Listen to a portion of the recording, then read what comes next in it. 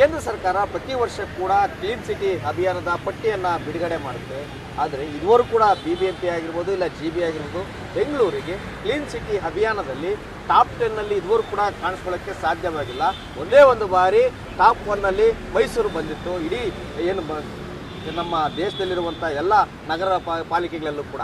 ಹೀಗಾಗಿ ಏನಾದರೂ ಮಾಡಿ ಬೆಂಗಳೂರನ್ನು ಕ್ಲೀನ್ ಸಿಟಿಯಾಗಿ ಮಾಡಬೇಕು, ಟಾಪ್ 10ನಲ್ಲಿ ತರಬೇಕು ಅನ್ನೋದು ಬೆಂಗಳೂರು ಉಸ್ತುವಾರಿ, ಅದೇ ರೀತಿಯಲ್ಲಿ ಕೂಡ ಬೆಂಗಳೂರು ಅಭಿವೃದ್ಧಿ ಸಚಿವರಾಗಿರುವಂಥ ಕೃಷ್ಣಬೈರೇಗೌಡ ಒಂದು ಮಹತ್ವಾಕಾಂಕ್ಷೆಯಾಗಿದೆ. ಇದೇ ಕಾರಣಕ್ಕಾಗಿ ಬೆಂಗಳೂರಿನಲ್ಲಿ ಎಲ್ಲೆಲ್ಲಿ ಕಸದ ಸ್ಪಾಟ್ಗಳಿರುತ್ತೋ ಅವೆಲ್ಲವನ್ನು ಕೂಡ ಸ್ವಚ್ಛಗೊಳಿಸಿ ಅಲ್ಲಿ ಒಂದು ರೀತಿಯಾಗಿ ಆ ಬಣ್ಣವನ್ನು ಬಳಿದು ಗಿಡ ನೆಟ್ಟಿ ಅಲ್ಲಿ ಸ್ವಚ್ಛತೆಯನ್ನು ಮಾಡೋದಕ್ಕೆ ಇವತ್ತು ಮುಂದಾಗಿದ್ದಾರೆ.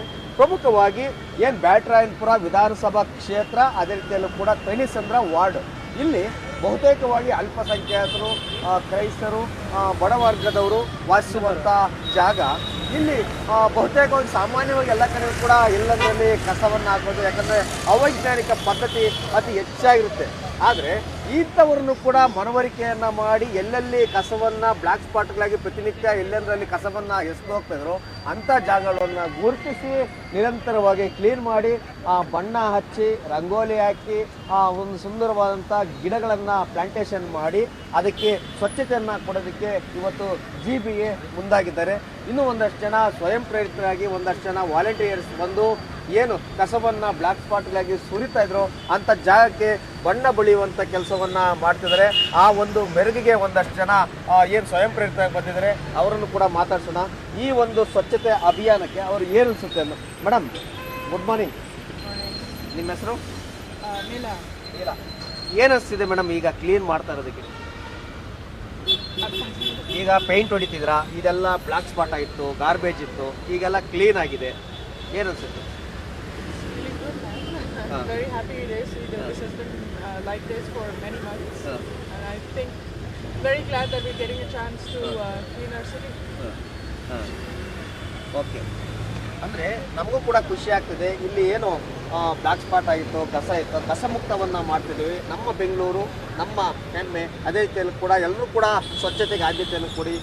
ಪ್ರತಿಯೊಬ್ಬರು ಮನೆಗಳು ಕೂಡ ಏನು ಪೌರ ಕಾರ್ಮಿಕರು ಬರ್ತಾರೆ, ಕಸದ ಗಾಡಿ ಬರುತ್ತೆ, ಆದರೆ ಯಾರು ಕೂಡ ಅವ್ರಿಗೆ ಕೊಡುವಂಥ ಕಸವನ್ನು ಕೊಡುವಂಥ ಕೆಲಸವನ್ನು ಮಾಡೋದಿಲ್ಲ.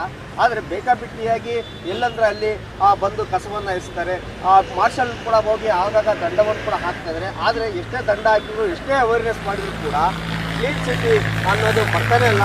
ಎಲ್ಲೋ ಒಂದು ಕಡೆ ಗಾರ್ಬೇಜ್ ಸಿಟಿ ಆಗಿ ಬದಲಾಗ್ತದೆ. ಅದನ್ನು ಬದಲಾಯಿಸಿ ಮತ್ತೆ ಕ್ಲೀನ್ ಸಿಟಿ ಮಾಡಬೇಕು ಅನ್ನೋದು GB ಅಧಿಕಾರಿಗಳ ಮಹತ್ವಾಕಾಂಕ್ಷೆ ಆಗಿದೆ. ಹೀಗಾಗಿ ಕ್ಲೀನ್ ಸಿಟಿಗೆ ಎಲ್ಲರೂ ಕೂಡ ಸಹಕಾರ ಕೊಡಿ. ನಮ್ಮ ಬೆಂಗಳೂರು ನಮ್ಮ ಹೆಮ್ಮೆ ಅನ್ನೋದು ಎಲ್ಲರ ಆಶೆ ಆಗಿದೆ. ಕ್ಯಾಮ್ರಾಮ್ಯಾನ್ ರವಿಕುಮಾರ್ ಜೊತೆ ಮಲ್ಲಂಡಳೆ ಶೇಷನಾಥ್, ಪವರ್ TV, ಬೆಂಗಳೂರು.